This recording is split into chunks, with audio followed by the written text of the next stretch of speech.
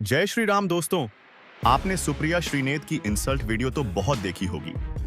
ये महिला रोज डिबेट में आकर अपनी बेइज्जती करवाती है, लेकिन बेइज्जतियों का सिलसिला कोई नया नहीं है, बहुत पुराना है। अब जनता भी बीजेपी प्रवक्ताओं को टीवी डिबेट में देख देख कर चालाक हो गई है। जब भी कोई सुप्रिया श्रीनेत से डिबेट में आते में कोई सवाल जवाब करता है तो ये बौखला जाती है। इसको देखकर ऐसे लगता है कि ये पप्पू की सबसे ज्यादा गुलामी करने वाली प्रवक्ता है। चलिए देखते हैं डिबेट में आगे क्या होता है, और साथ में अच्छी लगे तो लाइक और कमेंट जरूर करना। चैनल पर पहली बार आए हैं तो सब्सक्राइब करना ना भूलें। धन्यवाद। मेरा सवाल सुप्रिया मैम से है। मैम, जैसे आपने बोला कि ऑपोजिशन बोल रहा है कि जो ईडी और सीबीआई है वो मोदी गवर्नमेंट के हिसाब से काम ले रहे हैं, बट अगर हम कंपेयर करें इंदिरा गांधी जी की गवर्नमेंट के हिसाब से, उन्होंने तो प्रेस फ्रीडम पे भी लगाम लगा दी थी और बहुत सारे ऑपोजिट पार्टी के नेताओं को भी जेल में बंद कर दिया। इस हिसाब से आप कैसे कह सकते हैं कि मोदी गवर्नमेंट के हिसाब से सारी ये सब चीजें चल रही है? मुझे नहीं पता आपकी उम्र क्या है। 21 साल की लड़की है, उसका नाम है दिशा रवि। वो क्लाइमेट एक्टिविस्ट है, वो क्लाइमेट एक्टिविज्म पे काफी बात करती है। उसको दिल्ली पुलिस, अमित शाह की दिल्ली पुलिस पकड़कर दिल्ली ले आई थी, क्योंकि उनको लगता था वो एक अंतरराष्ट्रीय साजिश का हिस्सा है। और जब तथ्य नहीं मिले तो दिल्ली पुलिस को दुम दबाकर उसको छोड़ना पड़ा, कोर्ट के अंदर मानना पड़ा। उनके पास कोई तथ्य और सबूत नहीं थे। ये डर है इस सरकार का। और आपने एक अच्छी बात पूछी, आपने स्वतंत्रता अभिव्यक्ति की बात पूछी। आप लोग पता नहीं कितने लोग बच्चे यहाँ से मैक्लोडगंज या लद्दाख या ऐसी जगह गए हैं। मैं आपसे एक बात पूछती हूँ, लद्दाख लेह कभी जाइएगा तो वहां पर एक व्यक्ति है सोनम वांगचुक। आपने सबने 3 इडियट्स देखी होगी। 3 इडियट्स में जो आमिर खान का किरदार है वो उन पर ही आधारित है। सोनम वांगचुक ने 21 दिन का फास्ट किया, 21 दिन का व्रत किया। लद्दाख की जनता सड़कों पर है आज की तारीख में। 3 लाख की जनता है, 10% लोग आज भी सड़क पर हैं और कहते हैं कि चीन घुस आया है, हमारे चरवाहे जा नहीं पा रहे हैं, सरकार को 6 शेड्यूल में हमें शामिल करना चाहिए।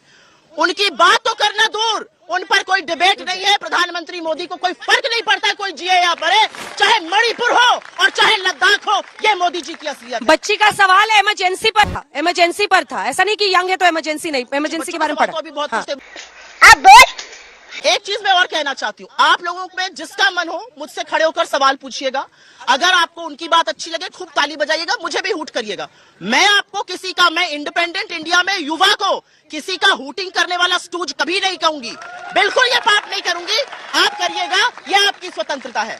ये देश दुनिया का सबसे युवा देश है। यहाँ पर आपको हूटिंग करने की भी आजादी होनी चाहिए, ताली बजाने की भी आजादी होनी चाहिए। अंजना जी, किसी के बाप की बकौती अंजना जी, अंजना जी, आपने इमरजेंसी पर अभी भी नहीं बोला, इसलिए रुक जाइए। सवाल इमरजेंसी पर था। वो बच्ची पूछ रही थी कि जिस पार्टी ने देश में इमरजेंसी लागू किया। नेता ने कहा है, सवाल का जवाब सुनिए। मेरे नेता ने कहा है कि इमरजेंसी एक काला अध्याय था। अब आए ना लाइन पे। अंजना जी, अभी इन्होंने बड़ी बड़ी अच्छी बातें की, तो इनसे एक बार बोलिए कि जनता को राक्षस कहने वाले रणदीप सुरजेवाला पर क्या कार्रवाई की? वहां पर तो पूरी जनता को राक्षस बोल दिया था, उस पर एक शब्द नहीं बोल पाए। चलिए, मैंने तो एक प्रायोजित व्यक्ति को चिन्हित किया तो उनको बुरा लगा, मैं बोलता हूँ कि गलत है। अब बताइए कि जो रणदीप सुरजेवाला ने बोला उस पर कुछ नहीं बोल पाएंगी। अच्छा, अंजना जी ये क्या बोल रही हैं कि ये मीडिया की स्वतंत्रता के लिए है। अरे भाई, 14 पार्टियों ने 14 जर्नलिस्ट को बैन किया। वो कौन सी पार्टियां थी? चित्रा जी के शो पर जो 5 बजे होता है, कौन सी पार्टी नहीं आती है? कांग्रेस पार्टी नहीं आती है। और ईमानदारी इनकी ये देखिए कि ये खुद पत्रकार थी, अगले दिन पत्रकारिता छोड़कर प्रवक्ता बन गई और टिकट लेकर चुनाव लड़ने लगी। पर तो दूसरों की मर्यादाओं पर, दूसरों की नैतिकता पर सवाल ये खड़े करती है। और अगर नाम बुलाना गलत है तो गोदी मीडिया किसने टर्म कॉइन किया है? आपको भी गोदी मीडिया कौन बोलता है? बताइए जरा एक बार इनको। और तीसरी बात, देखिए मैं भागता नहीं हूं, इमरजेंसी की बात करती हैं। राजनाथ सिंह जी का स्मिता प्रकाश के साथ पॉडकास्ट देखिए। उन्होंने बताया कि 24 साल के राजनाथ सिंह जेल में ठूस दिए गए थे, उनकी मदर का अंतिम संस्कार था, उनको पैरोल नहीं मिली। ये इनकी हकीकत है। ये बात करेंगे जिन्होंने इस पार्लियामेंट को पंगु कर दिया, सारे विपक्ष को जेल में डाल दिया, जिन्होंने जुडिशरी को कहा कमिटेड जुडिशरी बनो, जिन्होंने कहा मीडिया को डोंट क्रॉल बेंड। ये इस प्रकार के लोग जो है वो इमरजेंसी पे बोलते हैं। और एक आखिरी बात सर, बोलिए। इससे ज्यादा वन साइडेड नहीं हो सकता। तो 24 to 29 मोदी जी के क्या पॉलिसीज होने चाहिए? आपका शुभ नाम? मनीष। मनीष प्रायोजित नहीं है। हाँ, नहीं, बाकी सारा क्राउड आपका प्रायोजित है यहाँ पर। प्रायोजित नहीं है ना शहजाद जी? तालियां बज रही थी मेरे पे, वो प्रायोजित थी। अरे वही पूछ रही हूँ, आराम कीजिए, आराम कीजिए। मैं आप ही की तरफ से बोल रही हूँ, रिलैक्स। प्रायोजित नहीं तो ये प्रायोजित नहीं है क्योंकि आपके पक्ष में बोल रहे। आपने सवाल, अरे प्लीज सुप्रिया जी, प्लीज तो ये आपके पक्ष में बोल रहे हैं, तो ये प्रायोजित नहीं है जिसने प्लीज इनसे भी बोला करिए जितना मुझसे बोल रही है। वो प्रायोजित है, ये प्रायोजित नहीं है। अरे मैडम, क्या डबल स्टैंडर्ड है? मैडम क्या प्रॉब्लम है आपको? मैं कह रही हूँ, उन्हीं से पूछ रही हूँ। फिर से गलियाना शुरू बता। हिपोक्रेसी की भी सीमा होती है। मध्य प्रदेश में, छत्तीसगढ़ में कांग्रेस की सरकार थी, तो उन्होंने कितना अनएम्प्लॉयमेंट दूर किया? सबसे और किसके? आप पूछे जल्दी आप लोगों के। मैम, मेरा सवाल है कि आपके मैनिफेस्टो में आपने रिजर्वेशन 50% से बढ़ाने का वादा किया है, तो ऊपर से आप अपनी यात्राएं निकाल रहे हैं, भारत जोड़ो न्याय यात्रा, भारत जोड़ो यात्रा। आपकी पार्टी जुड़ नहीं पा रही, आपकी पार्टी के लोग निकल रहे हैं, आपके अलायंस के लोग निकल रहे हैं, तो ऐसे आप देश को कैसे जोड़ेंगे? आप अपनी पार्टी को जोड़े पहले, फिर देश को जोड़ना चाहें। ये इतने चुनाव हरवाने के बाद भी कांग्रेस पार्टी हमेशा राहुल गांधी को ही क्यों आगे करती है? आपके पास कोई और नेता नहीं है? कांग्रेस पार्टी में खुद बेरोजगारी पड़ी है। मेरा सवाल कांग्रेस से है कि जो वो इतनी सारी अपोजिशन पार्टियां से मिलकर अलायंस बनाई है, तो क्या कांग्रेस के पास खुद का एक कोई सक्षम नहीं है कि जो बीजेपी के खिलाफ खुद अकेला लड़ सके? क्या आप सक्षम नहीं? अब लगता है मुझे दोनों के जवाब लेते हैं। आपके साथ शुरुआत करते हैं सुप्रिया जी। आपके 3-4 शो पर सवाल। एक अछूत शब्द का इन्होंने प्रयोग किया, मैं पहले उस पर आपत्ति जताती हूँ और आपको भी वो शब्द सेंसर करके माफी मंगवानी चाहिए। 76 साल बाद आजादी के यहाँ पर आकर इन शब्दों का प्रयोग सर्वथा गलत है, जाति सूचक शब्द है, बिल्कुल माफी मांगनी चाहिए। एक महिला होने के नाते मुझे पूरी आजादी, अगर मुझे बहुत ज्यादा कोई करीब आ रहा है मैं बोलूं थोड़ा दूर रहिए, बिल्कुल मुझे आजादी, एक महिला होने के नाते आपको भी वो आजादी है। कैसे इन्होंने शब्द का प्रयोग किया? किस नाते इन्होंने शब्द का प्रयोग किया और क्यों नहीं उस पर ऑब्जेक्शन किया गया? क्या बोलते हैं यहाँ पे आके? मैं जवाब एक महिला और पुरुष का कोई अंतर ही नहीं है यहाँ पर। मैं यहाँ पर खड़ी हुई हूँ और यहाँ पर आके मेरे पास आने किस शब्द का प्रयोग करते हैं, किस तरह की बात करते हैं, और इस पर आपको भी ऑब्जेक्शन करना चाहिए था। मैं अपनी आपत्ति दर्ज कराना चाहती हूँ। कांग्रेस पार्टी के सवाल, कांग्रेस पार्टी के सवाल। रुक जाइए, सारे सवालों का मैं जवाब दूंगी। इसके बाद नहीं, फिर आप दोनों की तू मैं रह जाएंगे। इश्यूज पे आते हैं। कांग्रेस पार्टी की लीडरशिप को लेकर 2 बच्चों ने सवाल। कांग्रेस पार्टी के सारे सवालों का जवाब दूंगी। अगर कुछ सामाजिक रूप से गलत यहाँ पे कहा जाएगा, उसका विरोध करना भी मेरा काम है। बोलना चाह रही थी, आपने टोका। पूरा करना। यहाँ पर लोगों ने कहा कांग्रेस पार्टी की लीडरशिप पे सवाल उठाया। कांग्रेस का नेता कौन होगा ये हम डिसाइड करेंगे ना। आज असलियत यह है कि 2014 से 2024 में नरेंद्र मोदी के अलावा बीजेपी में है कौन? नितिन गडकरी को घर बिठा दिया, जो सवाल पूछता है उसका टिकट काट देते हैं। बच्चा चिल्ला रहा है, ऐसे कौन सा है? एक बच्चा चिल्ला रहा है योगी। अच्छा बात नहीं है।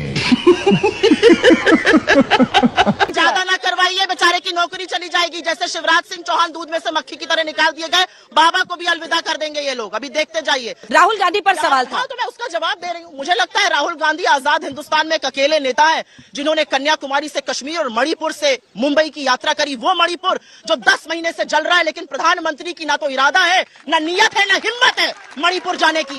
जो प्रधानमंत्री मणिपुर का नाम नहीं लेते, 76 दिन बाद 36 सेकंड की बात करते हैं, वो प्रधानमंत्री क्या इस देश की बात करेंगे? राहुल गांधी पर सवाल उठाने वाले वो लोग ये भूल जाते हैं, जनता है। 2014 उनके इलेक्टोरल रिपोर्ट कार्ड पर सवाल है। 2019 में जब चुनाव हुआ, कुछ वोट इनको मिले, कुछ वोट हमको मिले।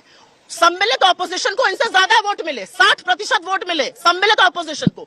किससे लड़ने चले? आपके ही चैनल दिखाते हैं, आपके ही डिजिटल वाले दिखाते हैं। जहां जाओ तड़ातड़ लोग सवाल पूछ रहे हैं रोजगार पर, लोग सवाल पूछ रहे हैं महिला सुरक्षा पर, लोग सवाल पूछ रहे हैं कि भैया महंगाई से काहे कमर तोड़ रहे हो। उसका कोई जवाब नहीं है। लद्दाख से लेकर मैंने भी नोट ना महिला करके महंगाई रखा हूं। मैं जनता को याद दिला रही हूँ। नोट करके बैठा हूं। पहले तो बाबा की विदाई का ख्वाब देखना बंद कीजिए। महाराजगंज से 5% वोट देकर विदा कर दिया, अमेठी से विदा कर दिया और रायबरेली से हमेशा के लिए विदा कर दिया। तो आज आप छोड़ दीजिए, 80 में से 80 में विदा होने वाले, इसीलिए मैडम ने टिकट लेने से भी मना कर दिया और ये विदा कर दिया।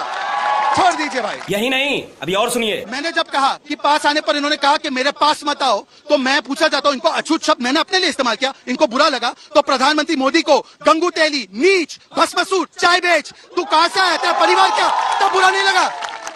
ये तो सामाजिक शब्द कोश से निकल गए ना शब्द, पर देश के चुने हुए प्रधानमंत्री को ये बोलते हैं तेरा परिवार क्या है। मैं डंके की चोट पे बोलता हूँ, हमारा परिवार नहीं है। हम लालू की तरह तेजस्वी नहीं लाते, हम मुलायम की तरह अखिलेश नहीं लाते, सोनिया की तरह राहुल नहीं लाते। हम आपके साथ है, हमारा परिवार आप है। और तीसरी बात, मणिपुर की बड़ी बात चली ना।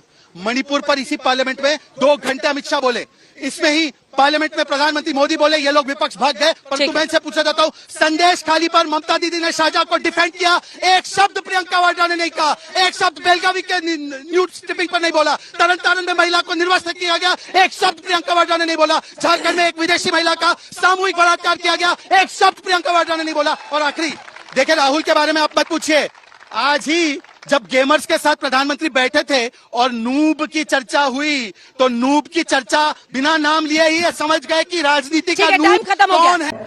आज के लिए फिलहाल इतना ही। आपकी तरह मैं भी मायूस हूं, लेकिन उम्मीद पर दुनिया कायम है। दिल दुखा है लेकिन टूटा तो नहीं है और उम्मीद का दामन छूटा तो नहीं है।